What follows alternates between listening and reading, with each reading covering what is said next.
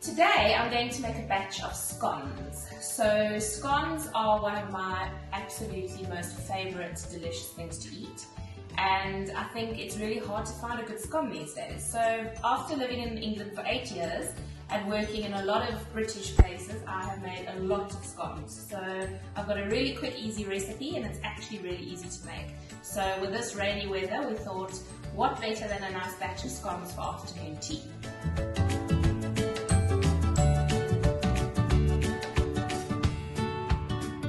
Bowl, I've got 125 grams of butter.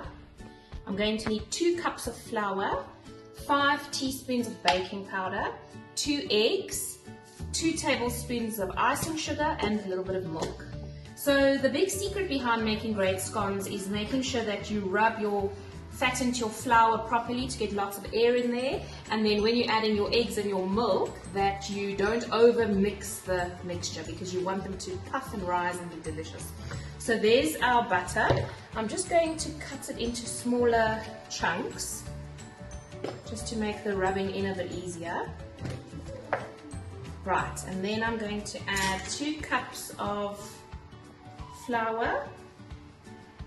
It's not necessary to sift it, you're going to rub it in there anyway. So 2 cups of flour,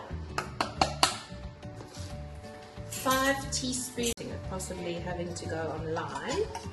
So yes, and I always use the back of a knife to just make sure that you're getting that level teaspoon of baking powder, because baking powder is really important that you measure correctly, and also all ingredients when you're baking.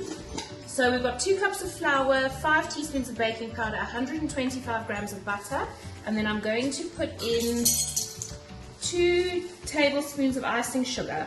If you want to make savoury scones, so serve them with cheese and not have them sweet, then you just leave the sugar out completely. But my family like the sweeter scones. Right, so that's in there, and then I'm going to rub the butter into the flour. So that's really just a process of breaking up the butter and mixing it into the flour and pulling it up like this so that you're getting a lot of air in there. It's called the rubbing in method. And it just aerates the flour and it breaks the butter up into tiny little pieces. You want to use cold butter, so don't use butter that's been sitting out, because when you work with it with your hands, it will just melt too quickly and you won't be able to get this rubbing in done properly. At the end, you want it to resemble, it should look like breadcrumbs. So all your butter would be rubbed in and you'll have sort of a mixture that resembles fine breadcrumbs. I've got a fine looks like breadcrumbs. So all my butter's been worked into the flour mixture, and then I'm going to make a little well in the center here, and I'm going to add my 2 eggs and half a cup of milk, I think, because I never measure the milk, so I don't actually know how much it is, but I'm going to start off with half a cup, and then I'll know what. Oh my word, I'm not used to this long enough milk. There we go, okay. Let's start off with half a cup. Looks like it could be that. And then, before I get my fingers into this wet mixture, I'm just going to put a little bit of flour down here, because once your fingers are all sticky, it's difficult to do that. So I'll just put some flour down there, and then I basically put my hand in the middle here, and I break up the egg like that, just to sort of mix the egg and the milk in the middle. And then I gently add in the flour, literally moving my hand underneath like this, no kneading, no pushing down on it. The whole secret about these lovely light scones is that you don't want to beat all the air out of the mixture. So That looks about right for the milk. And what you want is you just want it sticking together, and it will stick to your fingers a bit, but it's not a problem. Just want it to be like this. So that is basically your mixture ready to go. So there's no need to mix that more, because the more you mix it, the more you're developing the gluten in the flour, and that's when the stuff becomes really thick and rubbery when you bake it. So let me just get this off my fingers.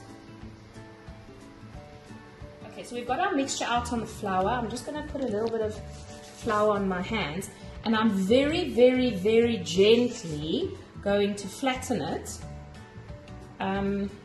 just about that much. So I would say it's probably about 3 centimeters, and you don't want extra flour here for the cutter so it doesn't get stuck.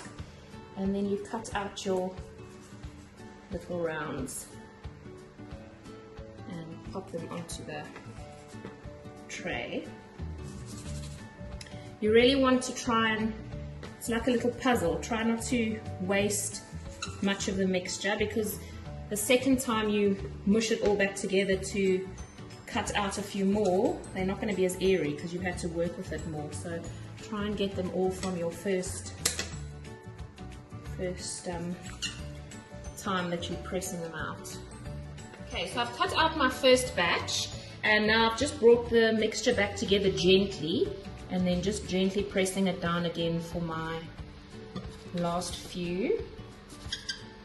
And then we'll give them a quick little brush with some milk, just to give them a nice golden color. And there's always sort of a little bit at the end that I kind of gently shape together just to make that one last little scone.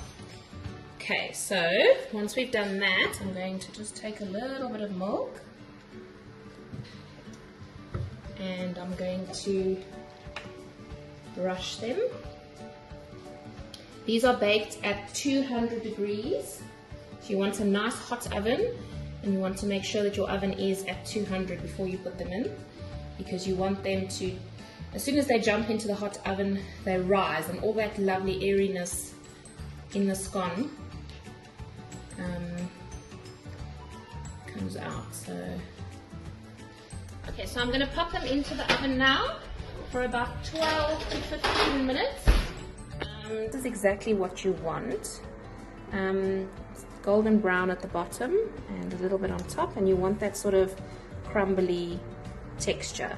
So I'll just leave those to cool down, and then we can dress them up with some jam and cream and butter or cheese if you like. Okay, so I've taken this breakable, and then I'll just take a bit of, look, everyone has their own way they eat their scone. Some people put the cream and then the jam, some people put the jam and then the cream, some people don't like jam, other people prefer cheese, so you can basically do whatever you like, but I'll just take 2 teaspoons and put the jam on.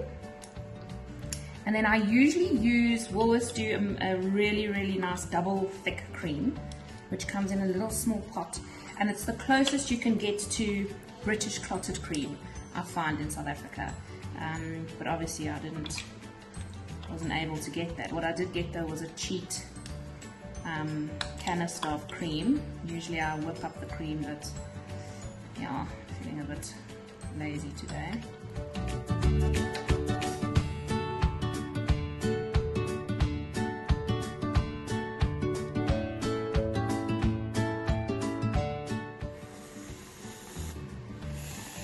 Here we go, all ready for afternoon tea.